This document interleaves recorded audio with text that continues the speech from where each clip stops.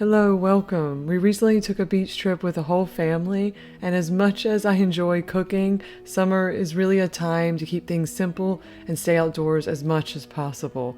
So I lean on quick, nourishing meals that come together with minimal effort and let us stay present for the moments that really matter. Join me as I share a few of my favorite go-to recipes for vacation cooking. Easy, nourishing, and perfect for those days when the sun and fresh air are too good to miss.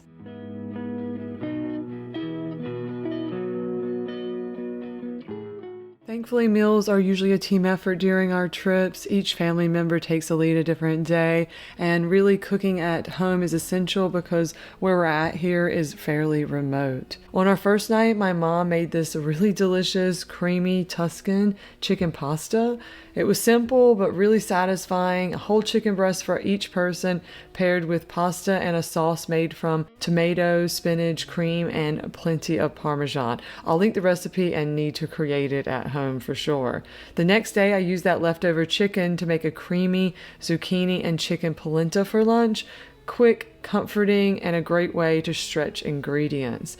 To make the polenta more flavorful and nutritious, I always cook it in bone broth and milk, 2 cups of each, bring that to a boil, and then add in 1 cup of polenta.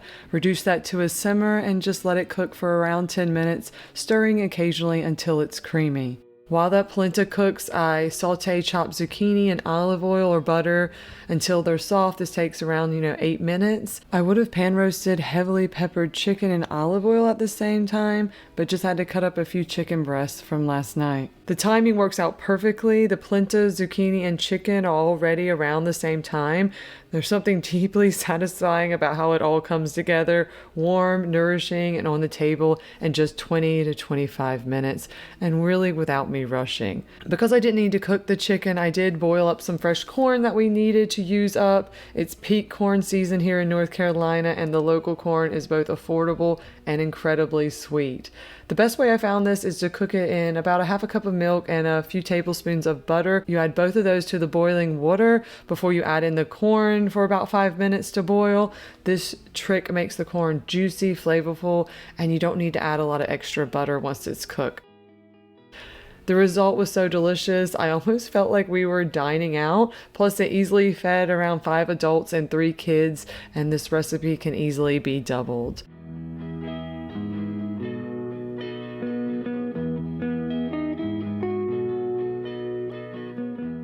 With full bellies and a quick nap, we savored the afternoon outside.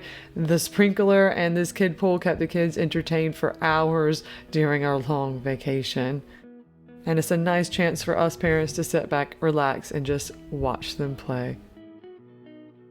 For dinner, I'm making a dish similar to vodka pasta, but I usually swap the vodka out for a splash of white wine. It gives this sauce a nice depth if you don't have a vodka on hand. I always bring the pasta water to boil first since it takes the longest and the sauce is ready by the time the noodles are done. While the water heats, I saute 1 chopped scallot with 5 minced garlic cloves and a few tablespoons of olive oil. If you like a little heat, you can add about 1/4 teaspoon of red pepper flakes, but I leave it out for the baby's sake. One small prep tip is to always keep a bowl next to you when you're cutting up vegetables if you don't have a trash can right there.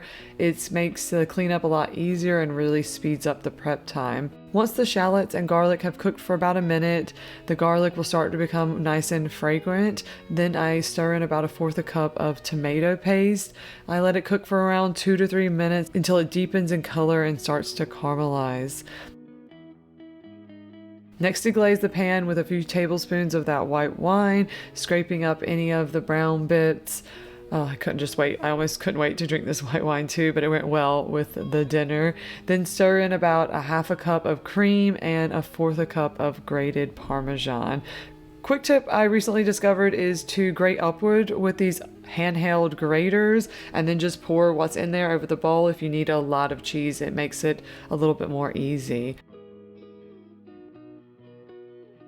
While the sauce simmers and the pasta finishes cooking, I tear up some fresh mozzarella and basil to scatter on top. Pesto would have been even better here, but without a food processor at the house, I just kept it simple. I actually bought the basil from home. My plant was getting out of control. It's amazing how much longer it lasts compared to store-bought, and it's really flourishing this time of year.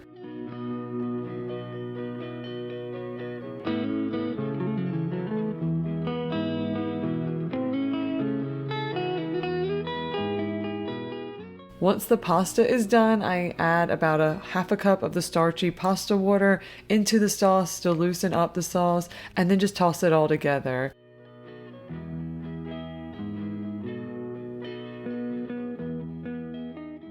I top the bowls with that mozzarella, basil, a little extra parmesan, and a pinch of red pepper flakes for the adult.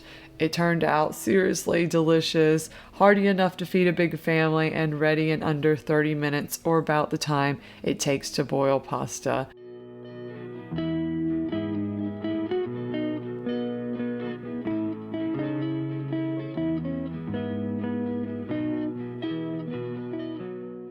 After a nice morning outside, we came in for a little hands-on cooking class, making a family favorite, banana bread. And each child had their own station, eager to play their part.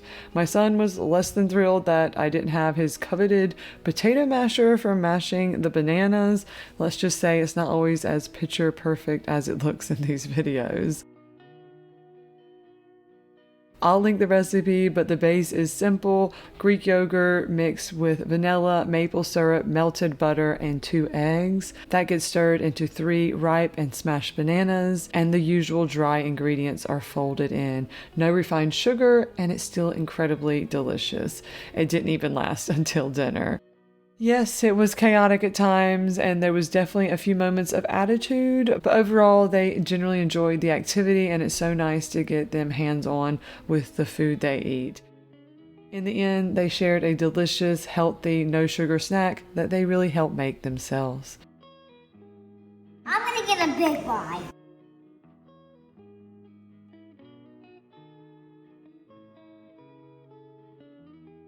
That night we grilled some barbecue drumsticks and served it with mashed potatoes and corn. Simple, classic, and satisfying. I made this in a previous video and I'll link it. All the parents stuck out for a few drinks that night too. Nothing like a live band to end the day on a high note.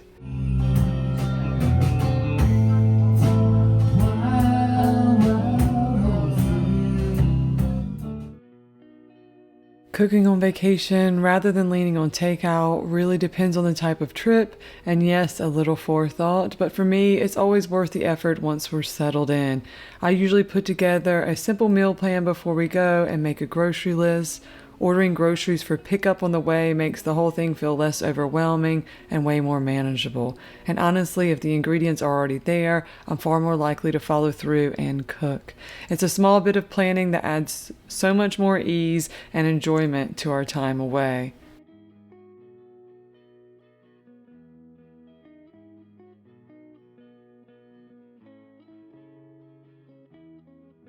After a beautiful day on the boat, I needed to throw together a real quick meal for the kids and ended up making something I honestly cook way more often than I'd like to admit. Spaghetti is a classic go-to, and I always try to boost the nutrition a bit by adding vegetables like mushrooms, carrots, or zucchini. This Rao's pasta sauce is my favorite shortcut. It's free of additives and makes things super easy. I usually start by boiling the pasta. I always use shells. The meat just gets tucked inside, and that's what we grew up eating. While the pasta cooks, I browned some ground beef and tossed in some chopped mushrooms to saute in there. If I'm using carrots, I steam them separately because they take a little bit longer to soften. Zucchini, on the other hand, cooks quickly and works perfectly, added straight in with the mushrooms to the beef. It's a solid meal every time, and I really never tire of eating this.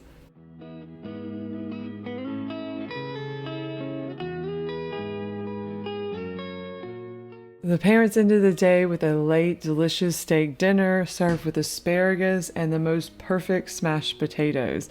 I'm definitely going to have to do a video on these soon. My sister-in-law made them, and her daughter proudly declared that her mommy is the best potato maker ever. To which her mommy replied, of course, she's from the Midwest.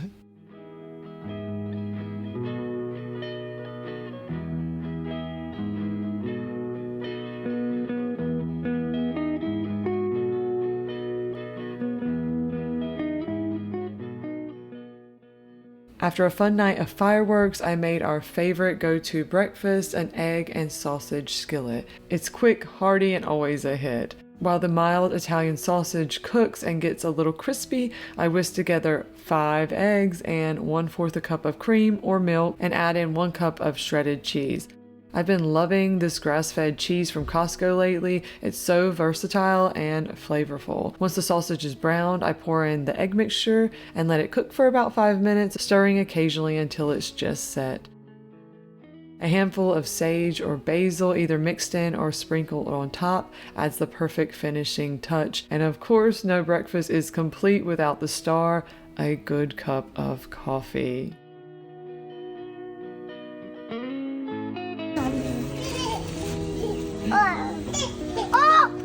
It's super. Oh no, there's more I can eat this for now. Yeah, eat that. We returned to find our garden overflowing with overgrown cucumbers. My son was so proud of the harvest and he wasn't quite ready to share them with anyone just yet. Is it yummy? What does it taste like? Sugar. That's it for now. I hope you found a little inspiration along the way. Thanks for being here, and I'd love for you to join along for more. I truly appreciate you.